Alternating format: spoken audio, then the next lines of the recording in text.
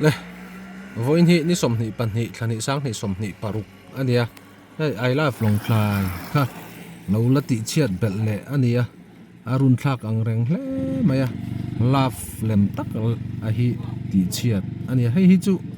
i ti lui thil ngoi ngoi ni na langa om dana hi he thil ti tu hi khriat chu achak om khop maya kan nung thla deuh khanin khimi alphabet A kha ti chiat ani ta ti chuanin tuna hianin love lem kha ti chiat le ania heng tiangang thil long klai kho pui chungina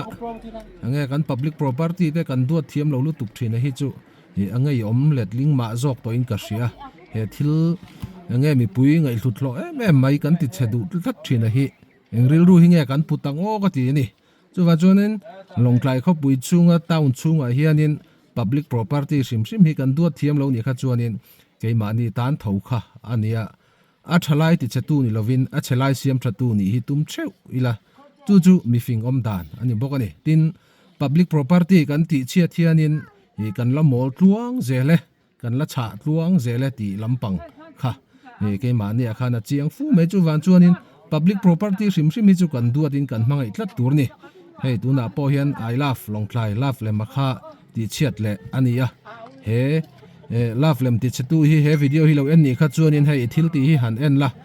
afin thla ki ti nge mo thla ki ti kha comment section na in lo comment don ne